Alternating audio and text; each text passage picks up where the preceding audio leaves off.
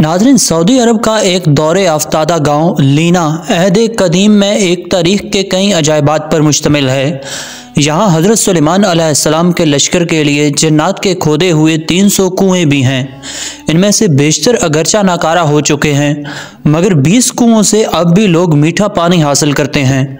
जन्नात ने ये कुएँ ज़मीन के बजाय सख्त तरीन चट्टानों को तोड़कर बनाए थे, जिस पर अब भी माहिरीन हैरान हैं। इन अजायबात को देखने के लिए दूर दूर से सयाह इस इलाके का रुख करते हैं। अल अरबिया की रिपोर्ट के मुताबिक सऊदी अरब का ये तारीखी गांव लीना ममलकत के शुमाली शहर रफ़ा से 100 किलोमीटर के फासले पर वाक़ है। ये कदीम इलाका स्ट्रेटजिक अहमियत के साथ मुतअद्दिद असासा कदीम की वजह से मुल्क भर में शोहरत रखता है। यहाँ एक कदीम किला भी है। पुराने ज़माने में बैतुल मुक़द्दस और यमन के माबैन पैदल सफ़र का मशहूर रास्ता इसी गांव से गुजरता था। अदन से इराक़ जाने वाला मलका ज़ुबैदा की बनाई हुई मशहूर सड़क दुर्ब ज़ुबैदा भी यहीं से होकर जाती है। अब भी सैर व तफरीह के शायकीन बड़ी तादाद में इस इलाके का रुख करते हैं। कहा जाता है कि हज़रत सुलेमान अलैहिस्सलाम का लश्कर भी इसी गांव में उतरा था। सुलेमान अलैहिस्सलाम जब अपना लश्कर लेकर यमन जा रहे थे तो यहाँ ठहरे थे। इस बेआबो गया इलाके में लश्कर को पानी की ज़रूरत आई तो हज़रत सुलेमान अलैहिस्सलाम ने जिन्नात को हुक्म दिया कि वो हंगामी तौर पर कुएँ खोदें। तो जिन्नात ने चट्टानों पर मुश्तमिल इस सख्त तरीन ज़मीन में 300 कुएँ खोद दिए थे। ये इंतहाई गहरे कुएँ अब भी असली हालत में मौजूद हैं, जिन्हें ज़मीन पर अब भी अपना वजूद रखने वाला मोजज़ा करार दिया जाता है।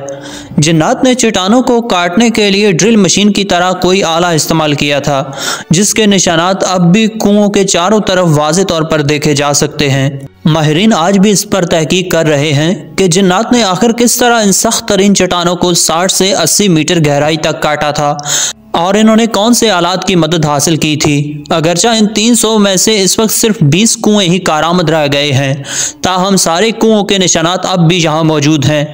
इन कुओं को देखने वाला हर शख्स हैरान व परेशान होकर रह जाता है। तारीखी रवायात के मुताबिक हज़रत सुलेमान अलैहिस्सलाम अपने लाओ लश्कर समेत यमन जा रहे थे तो वो यहाँ दोपहर के खाने के लिए उतरे थे। लश्कर में जिन्नात भी शामिल थे। जब लोग प्यासे हुए तो हज़रत सुलेमान अलैहिस्सलाम ने जिन्नात के कमांडर सिब्तर की तरफ देखा तो वो हंस रहा था। हज़रत सुलेमान अलैहिस्सलाम ने उससे हंसने की वजह पूछी तो उसने कहा कि आप लोग प्यास से तड़प रहे हैं, मगर मीठा पानी आपके कदमों के नीचे ही है। हज़रत सुलेमान अलैहिस्सलाम ने सिब्तर को पानी निकालने का हुक्म दिया तो थोड़ी देर में ही उसने अपने साथियों की मदद से 300 कुएँ खोद दिए, जिससे हज़रत सुलेमान अलैहिस्सलाम का सारा लश्कर सैराब हो गया। मारूफ मुअर्रख याकूत हमवी के दौर तक ये सारे कुएँ मीठे पानी से लबालब भरे हुए थे। याकूत हमवी ने अपनी मशहूर किताब मुअज्जम अल बल्दान में लिखा है कि लीना इराक़ के शहर वासत से मक्का मुकरमा जाते हुए 7वीं मंजिल पर आता है। ये इलाका अपने मीठे पानी के कुओं की वजह से शोहरत रखता है। इन कुओं की वजह से ये इलाका बाद में एक तजारती मरकज़ बन गया था, जहाँ इराक़ और अरब के ताजर मंडियाँ लगाते। नजद समेत सऊदी अरब के शुमाली इलाकों के लोग यहाँ आकर ख़रीदारी करते। ताजर अपने सामान तजारत को यहीं अगले सीज़न तक महफूज के लिए पहाड़ों पर बने बड़े बड़े गोदामों में महफूज कर देते, जिन्हें सयाबीत कहा जाता है, और ये गोदाम अब भी वहाँ पर मौजूद हैं। इसके अलावा ये इलाका मुख्तलिफ आसार कदीमा की वजह से भी शोहरत रखता है। सऊदी हुकूमत ने यहाँ एक शाही किला भी तामीर करवाया है। 1354 हिजरी में तामीर होने वाले इस किले को गारे पत्थरों और लकड़ियों से बनाया गया है। वाज़ेह रहे कि हज़रत सुलेमान अलैहिस्सलाम को अल्लाह ताला ने जिन्नात पर भी हुकूमत दी थी। जिन्नात ने इनके हुक्म से बैतुल मुक़द्दस की तामीर में हिस्सा लिया था। वो दूर दराज से पत्थर और समंदर से मोती निकाल कर लाते थे। इनकी तामीर करदा इमारतें अब भी मौजूद हैं।